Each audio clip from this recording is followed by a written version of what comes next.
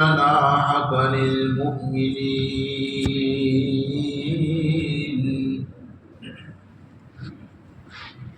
صدق الله مولانا العظيم وصدق رسوله النبي الأمي الكريم ونحن على ذلك لمن الشاهدين والشاكرين والحمد لله رب العالمين. اللہ رب العزت نے قرآن کریم کی اس مختصر سی آیت میں خطاب تو اگرچہ ہمارے آقا جناب محمد الرسول اللہ صلی اللہ علیہ وسلم کو فرمایا، لیکن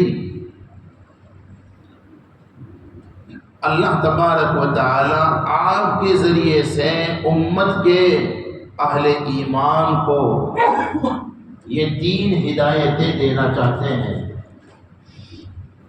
گزشتہ جمعہ میں عرض کر رہا تھا اور اللہ کی توفیق سے کچھ باتیں ہم نے عرض کی تھیں، لیکن اس آیت کریمہ کی جو تیسری ہدایت تھی اس پر کچھ زیادہ گفتگو کرنے کا موقع نہیں مل سکا تھا، تو ہمارے عزیز نے پھر درخواست کی، مفتی صاحب کی درخواست پر پھر حاضر ہو گیا. پہلی ہدایت میں ذرا دوہرا دوں تاکہ وہ مضمون تازہ ہو جائے. اصل میں کسی مضمون کو بیان کر دینا مقصود نہیں ہے، سنا دینا اور سن لینا یہی صرف مقصد نہیں ہے. بیان کرنے، سننے، سنانے کا مقصد اسے سمجھ کر کے عمل کرنا ہے، سمجھے نا. اور ظاہر ہے خدا نہ کرے اگر ہم سنتے ہی رہتے ہیں اور عمل نہیں کرتے تو یہ چیز ہمارے لیے ہلاکت کا سبب بن سکتی ہے. اللہ حفاظت فرمائے. اس لیے ارادہ یہ کریں کہ انشاءاللہ جو بھی قابل عمل باتوں کو ہم سنیں گے، مجھ سے سنیں، کسی اور سے سنیں، بیان میں سنیں، تعلیم میں سنیں، ضرور عمل کریں گے انشاءاللہ. خیر، جو 3 ہدایتیں دی ہیں اس میں سے پہلی ہدایت لا تمدن عینیک الی ما متعنا بہ ازواجا منہم. اے پیارے اور مقدس نبی اور اے ایمان والو، یہ جو دنیا داروں کو، بے ایمانوں کو، اللہ کے باغیوں کو، نافرمانوں کو، عیاشوں کو، جو کچھ ہم نے دنیا میں فائدہ اٹھانے کے لیے دے رکھا ہوا ہے نا، جو کچھ مال دے رکھا ہوا ہے، جو کچھ عہدے دیے ہوئے ہیں، اور جو کچھ عزتیں اور جو کچھ راحتیں اور سہولتیں ہم نے ان کو جو کچھ دیا ہے، لا تمدن عینیک، آپ ان کی طرف نظر اٹھا کر کے بھی مت دیکھیے. تھوڑا سا میں اس کو اور سمجھانے کی کوشش کروں. اس کا کیا مطلب؟ کیا نعوذ باللہ اسلام ہمیں ترقی سے روکتا ہے؟ یہ مطلب ہرگز نہیں ہے. یہاں مقصد یہ ہے کہ ان کی طرف للچائی ہوئی نظر سے مت دیکھو. ان کے مال و دولت کو، ان باغیوں، ان کافروں، ان بے ایمانوں، ان ظالموں کی رنگ ریلیوں کو دیکھ کر، ان کی عیاشیوں کو دیکھ کر کہیں تمہارے دل میں یہ حسرت پیدا نہ ہو جائے اور تم کو اللہ نے جو کچھ دولتیں دی ہیں، ظاہری اور باطنی نعمتیں دی ہوئی ہیں، اس کو تم کہیں کم نہ سمجھنے لگو. یہ اصل مقصود ہے. سمجھیں گے نہیں؟ اسی پس منظر میں ہم نے وہ بات عرض کی تھی کہ اللہ کے رسول صلی اللہ علیہ وسلم نے اسی حرص اور لالچ والے مزاج سے بچانے کے لیے ہمیں حکم یہ دیا تھا کہ ہمیشہ نظر اللہ کی نعمتوں پر رکھو تاکہ شکر ادا کر سکو، اور نعمتوں میں اپنے سے نیچے والوں کو دیکھو، اور ہم نے کہا تھا نیکیوں میں اپنوں سے اوپر. کتنی قیمتی بات تھی یہ. اس کو سمجھنے کی ضرورت ہے کہ نہیں ہے؟ اپنی ماں بہنوں کو یہ بتلانے کی ضرورت ہے. عورتوں میں جو ناشکری کا مزاج ہے نا، سب میں نہیں ہوتا، بہت سی عورتوں میں. اور یہ بہت سی کا میں نے لفظ اس نے استعمال کیا. وہ حدیث آپ کو معلوم ہوگی، مجھے یاد آ گئی، میں ذرا سا اشارہ کر دیتا ہوں. ہمارے آقا کو اللہ تبارک و تعالی کی طرف سے جنت جہنم کی سیر کروائی گئی، جنت جہنم کے مناظر دکھلائے گئے. کب دکھلائے گئے؟ ایک قول تو یہ ہے کہ معراج کے موقع پر، وہ بھی صحیح ہے. دوسرا قول یہ ہے کہ خواب میں. تو نبی کا تو خواب بھی حجت ہوتا ہے. یاد رکھو، نبی کے علاوہ کتنا بڑا صحابی کیوں نہ ہو، کتنا ہی بڑا ولی کیوں نہ ہو، کتنا ہی بڑا کوئی شیخ کیوں نہ ہو، نبی کے علاوہ کسی کا خواب حجت کبھی نہیں ہو سکتا. اگر وہ خواب اچھا ہے تو اچھی بات کے لیے تائید ہو سکتا ہے، حجت اور دلیل نہیں ہو سکتا. اب یہ ایک علمی بات چھٹ جائے گی، میں اس میں آگے نہیں بڑھنا چاہتا. اب یقین مانیے، کسی کو اگر یہ بات مکمل طور پر سمجھ میں نہ آئی ہو تو بعد میں پوچھ سکتے ہیں. بہرحال خواب میں حضور کو جنت جہنم کی سیر کروائی گئی، وہ بھی کئی موقعوں پر. تو حضور نے اس موقع پر جہنم میں خواتین کو زیادہ پایا، مردوں کے مقابلے میں عورتوں کو زیادہ پایا. صحابہ نے جب بیان کیا، حضور نے جب صحابہ کے سامنے بیان کیا، صحابہ حیران، خواتین بھی پریشان. یا رسول اللہ صلی اللہ علیہ وسلم، خواتین کو جہنم میں آپ نے زیادہ پایا مردوں کے مقابلے میں، اس کی کیا وجہ؟ دو وجہ ہیں. فرمایا پہلی وجہ تو یہ ہے، لعنت ملامت بہت زیادہ کرتی ہے. دیکھو نا، کبھی غصے ہو جائے تو نہ پھر شوہر کو دیکھتی ہیں اور نہ گوہر کو دیکھتی ہے نا. شاید آپ کی خواتین تو ایسی نہیں ہوگی، ماشاءاللہ آپ نیک ہیں تو آپ کی خواتین بھی. ارے نیک لوگ بولو نا یار، آپ جواب نہیں دے رہے، اس کا مطلب خطرہ لگ رہا ہے، آپ نیک نہیں ہو. آپ نیک ہو نا بھائی؟ ارے بولو نا یار، الحمدللہ کہو یار، آمد کہو الحمدللہ. تو قرآن سے معلوم ہوتا ہے نیک لوگوں کی عورتیں بھی. اب یہ بولتے ہیں نہیں، میں کیا سناؤں ان کو یار، آپ تو مجھے دعوت دے رہے. نیک لوگوں کی عورتیں بھی نیک ہوتی ہیں اور بدماشوں کی عورتیں بھی. یہ میں تھوڑا کہہ رہا ہوں، قرآن سناتا ہوں آپ کو، چلو سن لو برکتاً. قرآن پاک میں فرمایا الخبیثات للخبیثین والخبیثون للخبیثات والطیبات للطیبین والطیبون للطیبات. اب تعالیٰ نے ارشاد فرمایا، پاک باز مردوں کے لیے پاک باز عورتیں ہیں. خلاصہ جو بات میں نے پیش کی نا، اس آیت کریمہ میں اسی کا تذکرہ ہے. اور یہ آیت کب نازل ہوئی تھی؟ اب بات آ گئی ہے سیدہ عائشہ صدیقہ رضی اللہ عنہا پر منافقین نے جو گھناؤنا بدترین جھوٹا جو الزام لگایا تھا، اس کی صفائی میں یہ اصول اللہ نے قرآن میں بیان کر دیا کہ پیارے، آپ دنیا کی سب سے پاک ہستی ہو تو آپ کی خواتین بھی دنیا کی سب سے پاک خواتین ہیں. یہ کیسے ہو سکتا ہے؟ آپ اتنے پاک ہوں اور آپ کے گھر والی میں وہ کیفیت اور وہ صفات نہ ہو، عفت اور پاکیزگی والی. بس یہ اشارہ میں نے کیا. خواتین میں دو برائیاں ایسی ہیں جس کی وجہ سے آقا فرماتے وہ جہنم میں بکثرت ہوگی. نمبر 1، لعنت ملامت زیادہ کرتی ہے نا. میت پڑے، تیرے ہاتھ ٹوٹے، اب پتہ نہیں تیرا ستیہ ناز ہو، یہ بہت خطرناک بد دعا کے جملے ہیں. اور ایسے ہی دوسری بات آقا نے فرمائی، ناشکری کا مزاج عورتوں میں عموماً زیادہ ہوتا ہے. تو اس لیے ہم نے کہا اپنی خواتین کو یہ جملہ ضرور سناؤ، سکھاؤ، اور انہیں بتلاؤ کہ مفتی شفیق نے نہیں، یہ اللہ کے رسول نے یہ بات بتلائی ہے۔ کیا؟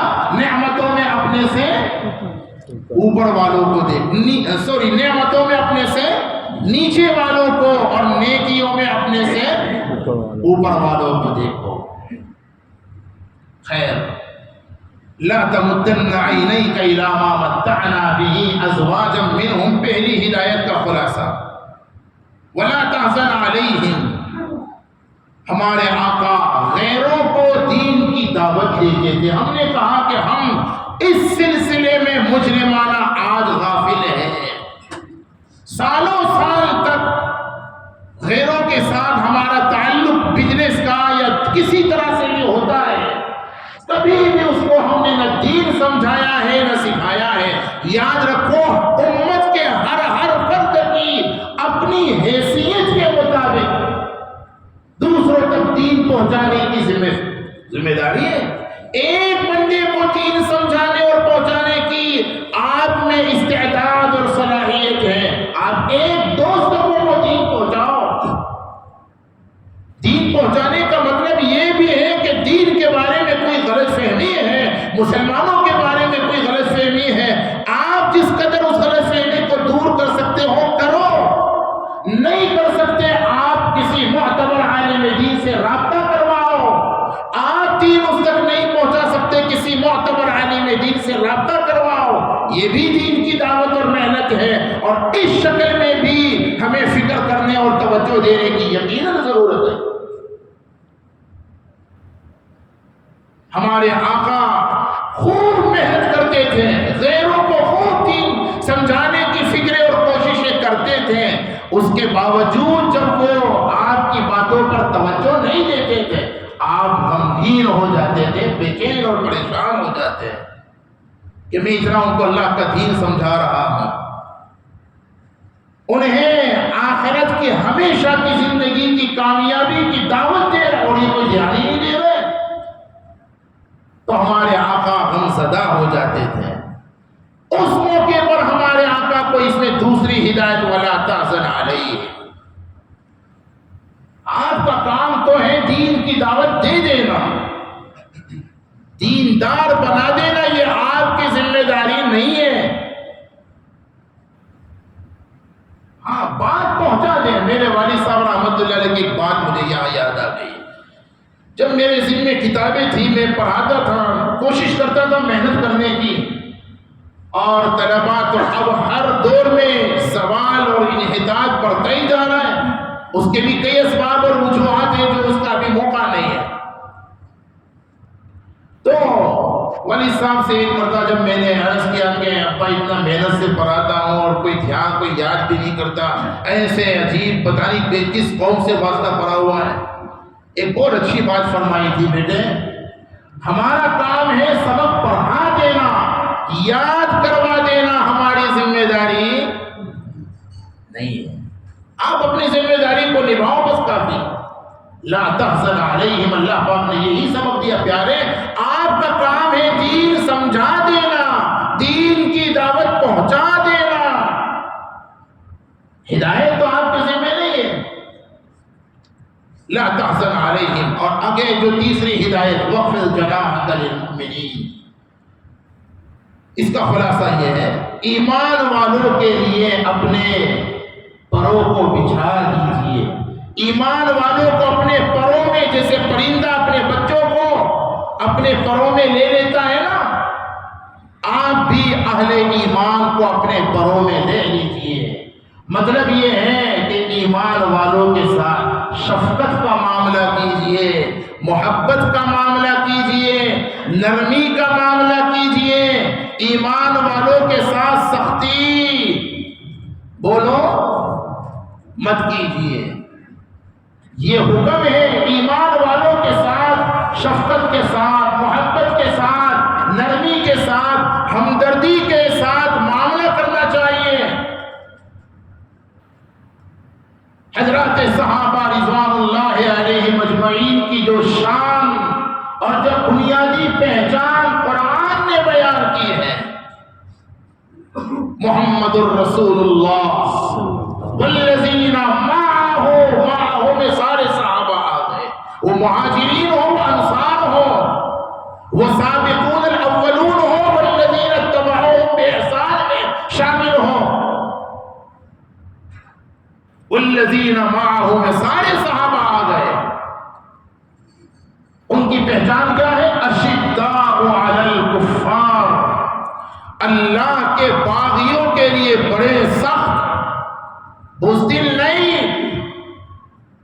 اللہ کے باغیوں کا جم کر مقابلہ کرنے والے، لیکن رحماء بینہم، آپس میں ہر ایک کے لیے، ہر مسلمان کے لیے، ہر وفادار اللہ کے وفادار، مسلمان کے لیے عموماً اللہ کے وفادار کا لفظ استعمال کرتا، اور ان کے برعکس کے لیے باغیوں کا لفظ استعمال کرتا۔ یہ بھی ہم نے اپنے بزرگوں سے سیکھا ہے، چونکہ لفظ کافر ہر کسی کو ہضم ہوتا نہیں ہے۔ اللہ کے وفاداروں کے لیے رحماء بینہم، آپس میں رحم دل تھے، مہربان تھے، ہر ایک کے ساتھ شفقت سے پیش آنا، یہ صحابہ کی شان تھی، پہچان تھی۔ میرے بھائیوں، اس آئینے میں ایک تو قرآن کی اس ہدایت کو آئینہ سمجھو، صحابہ کی اس شان اور اس صفت اور پہچان کو آئینہ سمجھو، اور غور کرو کہ کیا وہ بات جو قرآن میں جس کا ہمیں حکم دیا، آپس میں ہر ایک کے ساتھ، مسلمانوں کے ساتھ، وَخْفِضْ جَنَاحَكَ لِلْمُؤْمِنِينَ، ایمان والوں کے ساتھ نرمی، محبت، شفقت اور ہمدردی سے پیش آنا، کیا ہمارا معاملہ ایسا ہی ہے؟ ذرا غور کرو، کیا ہم اپنے گھر والوں کے ساتھ شفقت اور محبت اور نرمی کا معاملہ کرتے ہیں یا بیجا سختی کرتے ہیں؟ کیا اپنے گھر والوں کے علاوہ پڑوسیوں کے ساتھ اور پڑوسیوں کے علاوہ رشتہ داروں کے ساتھ، اور خاص طور پر شفقت اور ہمدردی اور نرمی کی ضرورت کمزوروں کے لیے پیش آتی ہے نا؟ جو آدمی مضبوط ہے، چاہے مالی اعتبار سے مضبوط ہو، چاہے جسمانی اعتبار سے مضبوط ہو، اس کے ساتھ عام طور پر شفقت کا معاملہ کرنے کی ضرورت پیش نہیں آتی۔ آپ مجھے جواب دیجئے نا، نرمی کی ضرورت کب پیش آئے گی؟ جو آدمی کمزور ہے نا؟ دنیا تو کمزوروں کے ساتھ سختی کرتی ہے، اور خدا کی قسم دین حق انسانیت کا سب سے بڑا دین ہے، اسلام ہی انسانیت کا مذہب ہے۔ اس کی دلیل تو یہ آیت کریمہ کی ہدایت پہ۔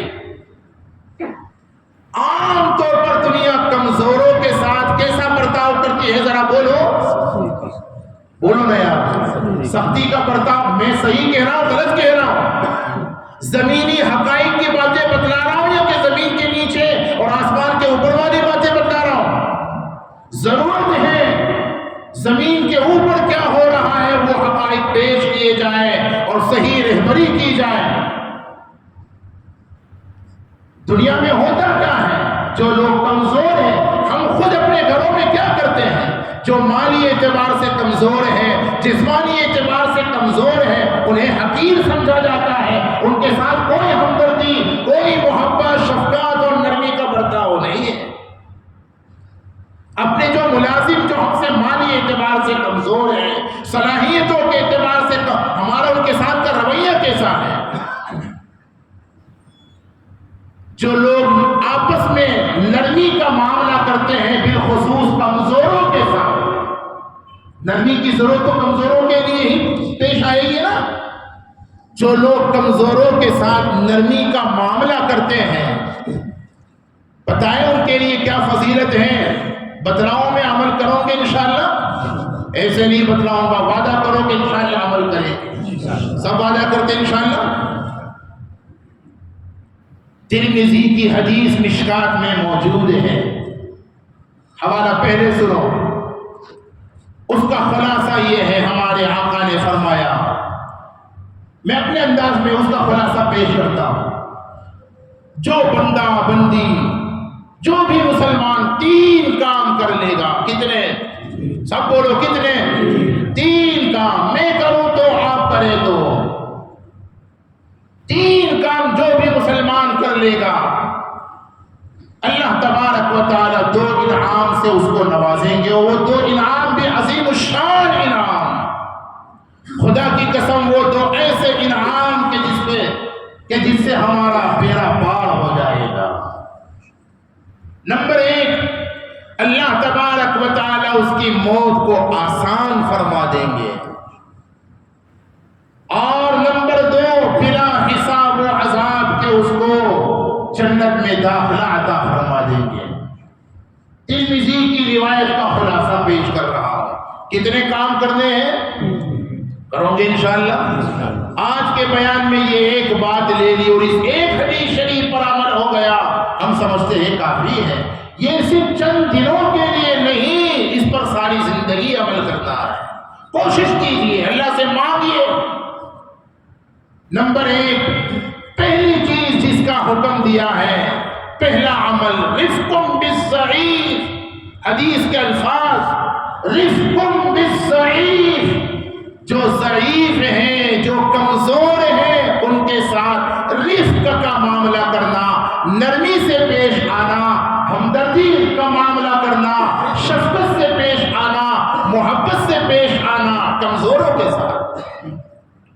جسمانی اعتبار سے کمزور ہو تو، مالی اعتبار سے کمزور ہو تو، جسمانی اعتبار سے کمزور کے ساتھ ہمدردی، نرمی، شفقت کیا ہے؟ اس کی جو جسمانی ضرورت، کوئی خدمت کر دے،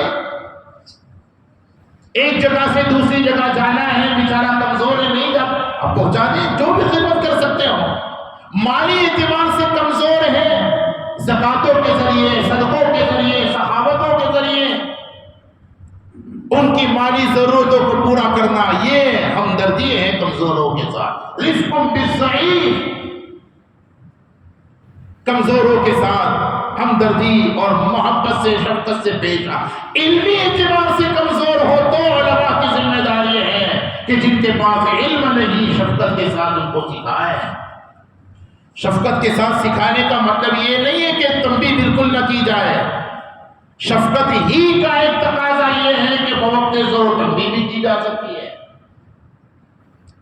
خیر، یہ بات بھی میں نے کہہ دی، اور اس کے لیے بھی کئی مثالیں موجود ہیں، حدیث میں بھی ہیں۔ میں آگے بڑھتا ہوں۔ شفقت سے پیش آنا، رفق بالضعیف، عجیب و غریب واقعات، صحابہ کی جو صفت تھی یہی صفت صلحاء کی بھی۔ ایک چھوٹا سا قصے کی طرف میں ذرا سا اشارہ کرتا ہوں۔ حدیث کے بہت بڑے امام، درس بخاری کے آخری سبق میں اگر شرکت کا موقع کہیں بھی آپ کو ملا ہے تو آپ نے اس میں ان کا نام ضرور سنا ہوگا، حضرت ابو زرعہ عن ابی زرعہ عن ابی ہریرہ۔ یہ حدیث کے بہت بڑے امام تھے اور فقہ شافعی کے سب سے پہلے قاضی تھے ملک شام میں، اور اس کے بعد مصر وغیرہ میں۔ قاضی کا مطلب نگاہ بنانے والے قاضی صاحب نہیں، قاضی کا مطلب جسٹس، عدالت کے سب سے بڑے جج۔ بہت لمبی چوڑے واقعات ہیں ان کے متعلق، مفتی تقی عثمانی صاحب نے تراشے میں بھی یہ قصہ لکھا ہوا ہے۔ ایک مرتبہ جب وہ جسٹس تھے، جج تھے، ان کی عدالت میں ایک عجیب و غریب مقدمہ آیا۔ ایک بندے نے کسی غریب کے متعلق یہ مقدمہ پیش کیا کہ حضرت میں نے فلانے کو ضرورت کے موقع پر مال دیا، اب وہ دینے کا واپس نام ہی نہیں لے رہا۔ چنانچہ مدعا علیہ کو بلایا گیا، جس کے خلاف کیس کیا تھا اس کو بلایا گیا اور اس سے تحقیق کی گئی کہ بھائی تم نے فلاں کا مال لیا ہے؟ کہا جی حضرت میں نے لیا ہے، مجھے ضرورت تھی، اب واپس کیوں نہیں کر رہے؟ وہ رونے لگا۔ دیکھو کمزوروں کے ساتھ ہم، یہ اللہ کے ولی بھی تھے، جج بھی تھے، لیکن اللہ کے ولی بھی تھے۔ آپ دنیا کے بڑے سے بڑے عہدے پر رہنے کے باوجود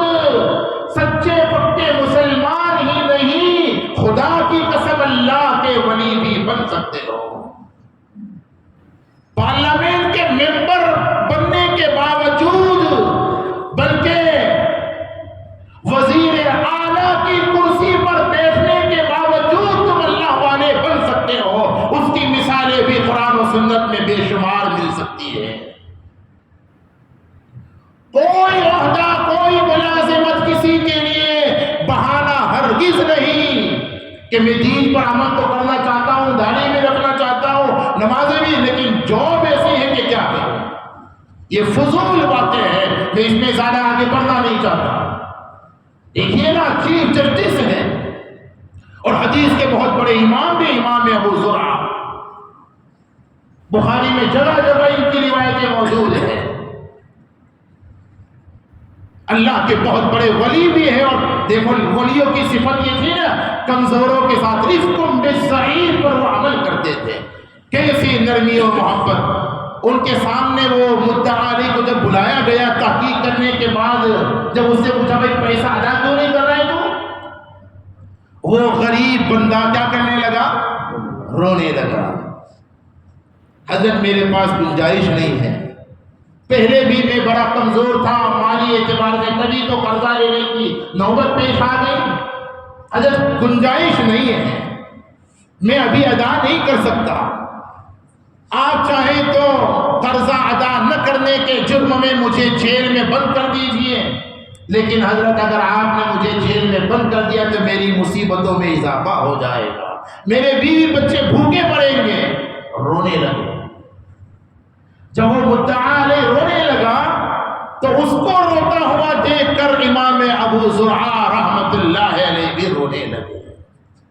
سیم ایسا ایک واقعہ مجھے یاد آئے، تفصیل میں جاؤں گا نہیں۔ فاروق اعظم ایک مرتبہ دربار رسالت میں روتے ہوئے آئے، پوچھا کیوں رو رہے؟ حضور باہر کسی کو روتا ہوا دیکھ کر مجھے بھی، بولو نا یار، آج کیا حال ہے آج کی دنیا کا، روتے ہوئے لوگوں کو دیکھ کر لوگ ہنس تو رہے۔ ہمارے آقا نے رونے والوں کے آنسو کو پوچھا ہے۔ رفقم بالضعیف کا یہی تو مطلب ہے، رونے والوں کے آنسو پوچھنے والے بن جاؤ۔ یہ ہے اسلام، یہ ہے قرآن، اور یہ ہے نبی کا فرمان، یہ ہے سچے مسلمان کی پہچان۔ ابو زرعہ رحمت اللہ علیہ رونے لگے، اور آپ نے مدعی کو کہا، جس نے دعویٰ کیا تھا نا بھائی ان کا قرضہ میں اگر ادا کر دوں تو چلے گا، حضرت مجھے تو اپنے پیسوں سے وہاں کھانے سے مطلب۔ جج صاحب نے، آج کوئی جج ملے گا بکے ہوئے جج تو آپ کو ایک ڈھونڈو گے درجنوں مل جائیں گے، ہے کہ نہیں؟ بکے ہوئے جج بھی آپ کو ایک اگر ڈھونڈو درجنوں مل جائیں گے۔ لائیے ایسا جج آپ کو اسی وقت مل سکتا ہے جس کے پاس ایمانی ہدایت ہو، اللہ کا ڈر ہو، آخرت کا فکر ہو۔ ابو زرعہ رحمت اللہ علیہ نے اپنے پاس سے وہ مدعی کے پیسے جو بھی قرضہ تھا جتنا بھی ادا کر دیا، اور اس غریب کی بھی مدد کر دی اور اس کو رخصت کر دیا۔ یہ چلا گیا، بات آئی گئی ہو گئی، لیکن مفتی تقی عثمانی صاحب نے لکھا ہے اس کے بعد میں اکثر و بیشتر ایسا ہوتا، لوگ کسی سے قرضہ لے لیتے تھے، جب تک یہ جج تھے نا ابو زرعہ، لوگ کسی سے قرضہ لے لیتے اور وقت پر ادا نہیں کرتے، پھر جب معاملہ ان کے پاس جاتا تو وہ پہلے مدعا علیہ کی طرح سے روتے، وہ بناوٹی والا رونا ہوتا، اور وہی بات پہ حضرت میں بہت غریب ہوں اور اگر جیل میں بھیج دوں گے تو پھر حضرت ہر ایک کے ساتھ چلو بھائی تمہارا قرضہ میں ادا کر دیتا۔ میرے بھائیو، تاریخ میں کوئی ایسی مثال پیش کر سکتا ہے؟ یہ بیوقوف نہیں تھے، لیکن خدا کی قسم مومن نرم دل ہوتا ہے۔ حدیث میں آتا ہے اس نرم دل ہونے کا تقاضا یہ ہوتا ہے وہ دھوکہ کھا تو سکتا ہے لیکن جان بوجھ کر کسی کو دھوکہ، بولو دھوکہ کھا تو لیتا ہے لیکن دھوکہ نہیں دیتا۔ ابو زرعہ سے کہا حضرت صاحب لوگ بناوٹ کر رہے ہیں، کچھ بھی ایسا ہوتا نہیں ہے، یہ خالی جب دیکھا کہ تم بڑے نرم ہو، ہر ایک کا قرضہ ادا کر لیتے تو لوگ بناوٹ کر رہے ہیں۔ حضرت نے فرمایا مجھے معلوم ہے لیکن میں کیا کروں، میرا دل اللہ نے ایسا بنایا ہوا ہے۔ ہم دھوکہ کھا تو سکتے ہیں لیکن کسی کو دھوکہ دے نہیں سکتے۔ میرے بھائیوں، رفق بالضعیف حدیث میں ہے۔ دوسرا تیسرا عمل بھی، وقت تو ختم ہو گیا، مجھے اور بھی کچھ کہنا تھا، اب آئندہ تو چونکہ صورت ہوں۔ رفق بالضعیف کی جو عمل ہے نا، جس سے موت آسان ہو جاتی ہے اور اللہ تعالیٰ موت کے بعد بلا حساب جنت میں داخلہ۔ دوسرا عمل ہے وَشَفْقَةٌ عَلَى الْوَالِدَيْنِ، والدین کے ساتھ شفقت اور محبت سے پیش آنا۔ یاد رکھو صاحبو، اللہ اور اس کے رسول کے بعد اس دنیا میں سب سے بڑا مقام ماں باپ کا ہے۔ آپ کے ماں باپ نیک ہو تو بھی بہت بڑا مقام ہے آپ کے لیے ماں باپ کا، اور نیک نہ ہو تو بھی آپ کے لیے تو ماں باپ ہے۔ پیر کا اتنا بڑا مقام نہیں ہے، امیر کا اتنا بڑا مقام نہیں ہے، استاد اور امام کا اتنا بڑا مقام نہیں ہے۔ قرآن سے دلیل پیش اللہ کی توفیق سے کر سکتا ہو۔ وَقَضَىٰ رَبُّكَ أَلَّا تَعْبُدُوا إِلَّا إِيَّاهُ وَبِالْوَالِدَيْنِ إِحْسَانًا۔ خیر تفصیل میں نہیں جا سکتا۔ شفقت علی الوالدین، والدین کے ساتھ شفقت یہ ہے کہ ان کے ساتھ عظمت کا معاملہ، ان کو عظمت کی نظر سے دیکھو، محبت کے ساتھ پیش آؤ اور جائز امور میں ان کی اطاعت کرو، اور حتی الامکان ان کی نافرمانی سے اور دل شکنی سے، دل توڑنے سے اپنے آپ کو بچاؤ۔ میں تو کہا کرتا ہوں، پوری قوت کے ساتھ کہتا ہوں، ماں باپ کے ساتھ کا سلوک قرض ہے اور اس کا دنیا ہی میں ادا ہونا فرض ہے۔ ماں باپ کے ساتھ کا سلوک قرض ہے اور اس قرض کا دنیا ہی میں ادا ہونا فرض ہے۔ ہم اگر ماں باپ کے ساتھ اچھا سلوک کریں گے نا، یہ اولاد 2 قدم آگے بڑھ کر اچھا سلوک ہمارے ساتھ کرے گی، اور اگر ہم نے ماں باپ کو رلایا ہے، 1 دفعہ رلایا، شاید اولاد 10 دفعہ رلائے۔ اچھا سلوک کیجیے۔ شفقت علی الوالدین دوسرا عمل، اور تیسرا عمل ہے احسان الی المملوک۔ جو تمہارے ماتحت ہیں نا، ان کے ساتھ احسان کا معاملہ کرو، احسان کا۔ ماتحت میں احسان کا معاملہ کرنے کا حکم ہے، اور احسان کا کیا مطلب ہے؟ جتنا ان کا حق ہے اس سے زیادہ دینا۔ تمہارے گھروں میں کام کرنے والی خواتین ہیں، تمہاری دکانوں پر کام کرنے والے لوگ ہیں، ان کا جو روزانہ کا حق ہے اس سے زیادہ دینا۔ عام مزدوروں کے ساتھ اور مملوک کے ساتھ جب احسان کا حکم ہے، لوگوں تمہارے امام تمہارے مملوک نہیں ہے، تمہارے امام تمہارے غلام نہیں ہے، تمہارے امام ہیں۔ آج جاہل اکثر و بیشتر مساجد اور مدارس میں جو ذمہ دار ہیں، پوری ذمہ داری سے کہتا ہوں، میرا نام لے کر کے دنیا میں جہاں پھیلا سکتے ہو پھیلاؤ۔ عام طور پر مدارس اور مکاتب اور مساجد کے جو ذمہ دار ہیں عموماً جاہل ہے یا بخیل ہے، جو حق بنتا ہے وہ بھی دینے کو تیار نہیں ہے۔